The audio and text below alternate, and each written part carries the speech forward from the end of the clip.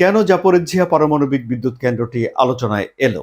আলোচনায় এসেছে যে ডোনাল্ড ট্রাম্প রাশিয়া ইউক্রেন যুদ্ধ বন্ধ করার উদ্যোগের অংশ হিসেবে যে যুদ্ধবিরতি একটা চালু করতে চাচ্ছেন সে নিয়ে তিনি ভ্লাদিমির পুতিনের সঙ্গে টেলিফোনে কথা বলেছেন এবং ভলোদিমির জেলেনস্কির সঙ্গে টেলিফোনে কথা বলেছেন।